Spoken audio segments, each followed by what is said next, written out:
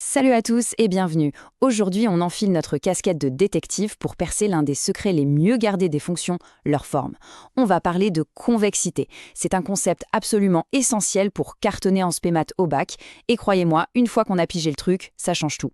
Allez, c'est parti, on plonge dans l'enquête.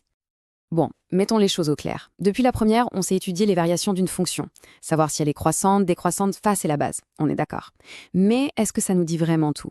Regardez bien, une fonction qui monte comme ça et une autre qui monte comme ça, c'est pas du tout la même chose, hein. La direction est la même, mais la courbure, la forme, elle, est complètement différente. Et c'est justement cette information-là qu'on va aller chercher aujourd'hui. On sait déjà que la dérivée première, f' de x, c'est un peu notre boussole. Si son signe est positif, la fonction grimpe, s'il est négatif, elle descend, c'est notre premier outil d'analyse, il est super utile. Mais il est insuffisant.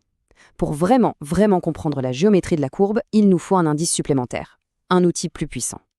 Et cet indice clé, cette arme secrète qui va nous révéler absolument tout sur la courbure d'une fonction, c'est la dérivée seconde. C'est elle qui va nous permettre de faire une analyse de fonction digne d'une copie de bac qui vise le 20 sur 20. Alors, qu'est-ce que c'est que ce truc, la dérivée seconde?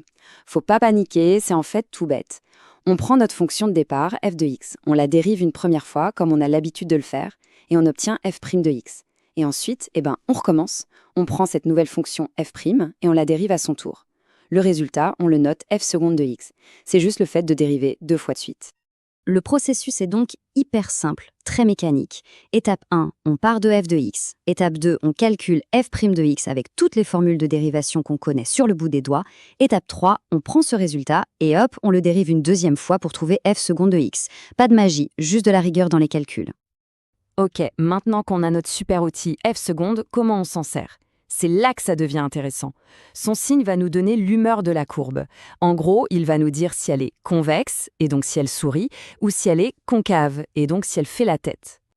Alors là, attention, c'est la règle d'or, le truc à retenir absolument.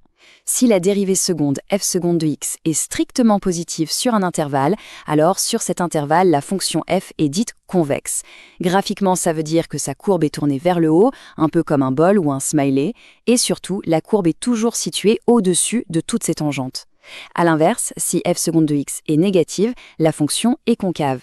Là, la courbe est tournée vers le bas, comme une colline, et elle se trouve toujours en dessous de ses tangentes. Et attention, ce n'est pas juste une petite astuce visuelle, c'est un théorème fondamental de votre programme. Il établit un lien hyper puissant, une équivalence, entre un simple calcul, celui du signe de f seconde, et une propriété géométrique super importante, la convexité. C'est ça toute la force de l'analyse. On transforme une question de forme en une simple étude de signes. Et bien sûr, cette règle s'applique à toutes les fonctions de référence qu'on doit connaître pour le bac. Cette petite table, c'est une fiche à avoir en tête. La fonction exponentielle, toujours convexe, elle sourit tout le temps. Le logarithme népérien, toujours concave. La fonction carrée, la parabole, elle est convexe. La racine carrée, concave. C'est assez intuitif quand on visualise leur courbe, et la dérivée seconde ne fait que le confirmer mathématiquement. Mais une fonction n'est pas toujours soit tout le temps souriante, soit tout le temps en train de faire la tête. Parfois, dans son histoire, il y a un rebondissement, un moment où tout change. C'est ce qu'on appelle en mathématiques le point d'inflexion. Le point d'inflexion, c'est un point vraiment très spécial. C'est le point exact où la fonction change de comportement, où elle change de convexité. Elle passe de concave à convexe ou l'inverse. Visuellement, et c'est la définition à retenir, c'est le seul point où la courbe va traverser sa propre tangente. Alors, comment notre détective trouve ce point de bascule? Avec la dérivée seconde, évidemment. Un point d'inflexion, on le trouve à une abscisse x où il se passe deux choses. Attention, il faut bien les deux conditions. Premièrement, la dérivée seconde f seconde de x doit s'annuler. Mais ça ne suffit pas. Deuxièmement, et c'est crucial, il faut qu'elle change de signe de part et d'autre de cette valeur. Si elle s'annule mais sans changer de signe, ce n'est pas un point d'inflexion. Allez, assez de théorie. On a nos outils, on connaît les règles du jeu, il est temps de passer à l'action et de mener une enquête complète, une vraie étude de fonction type bac pour mettre tout ça en musique. Notre suspecte du jour, c'est la fonction f de x égale à exponentielle de moins x au carré. C'est une fonction ultra classique, la fameuse courbe en cloche de Gauss. Notre mission, si on l'accepte, déterminer exactement où elle est convexe, où elle est concave et trouver ses éventuels points d'inflexion. Pour résoudre cette mission, on suit la méthode à la lettre, celle qu'on doit appliquer au bac. C'est une recette en 4 étapes, simple, rigoureuse et efficace. D'abord, on dérive une fois. Ensuite, on dérive une deuxième fois. Après, et c'est l'étape clé, on étudie le signe de ce qu'on a trouvé. Et enfin, on traduit ce signe en termes de convexité pour conclure. Allez, on se lance dans les calculs. N'hésite pas à mettre pause pour essayer de le faire de ton côté, c'est le meilleur entraînement. Pour f', on utilise la formule de la dérivée de e puissance u qui donne u' u puissance u. Ici, u de x, c'est moins x carré, donc sa dérivée u' de x, c'est moins 2x. On trouve donc bien f' de x égale moins 2x fois e puissance moins x carré. Pour la dérivée seconde, il faut dériver ce produit de la forme u fois v. C'est un peu plus technique, mais avec une bonne factorisation, on tombe sur f seconde x égale 2x au carré moins 1 fois e puissance moins x carré. Voilà, la partie calculatoire est derrière nous. Et maintenant, le moment de vérité. L'étude de signes. On regarde notre expression de f seconde. Le terme exponentiel, on sait qu'il est toujours strictement positif, donc pour le signe, il ne nous embête pas. Tout le signe de f seconde dépend en fait du signe de 2x carré moins 1. Ça, c'est un polynôme du second degré qui est du signe de a, positif ici, à l'extérieur de ses racines.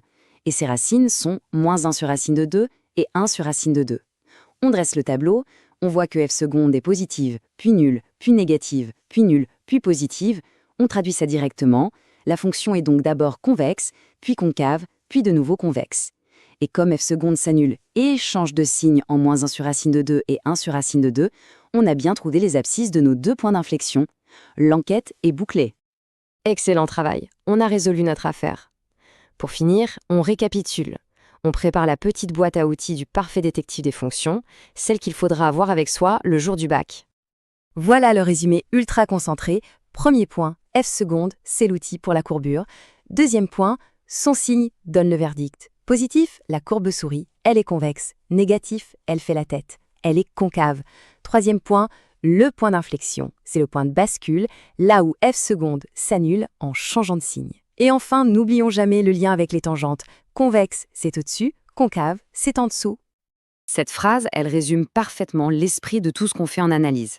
Le but, ce n'est jamais de calculer pour le plaisir de calculer. C'est de comprendre ce que nos calculs nous racontent sur la forme, sur la géométrie de la courbe. C'est cette compétence, cette capacité à faire le pont entre l'abstrait et le visuel qui fera toute la différence au bac. Voilà, le secret des courbes n'en est plus un pour vous. Vous avez maintenant tous les outils pour mener vos propres enquêtes. La clé, comme toujours en maths, c'est la pratique, encore et encore. Alors la vraie question maintenant, c'est quelle sera la prochaine fonction que vous allez analyser ? L'aventure ne fait que commencer, bon courage pour les révisions, et si cette vidéo a été utile, le pouce bleu, l'abonnement, le partage avec les potes, vous connaissez la musique. À très vite.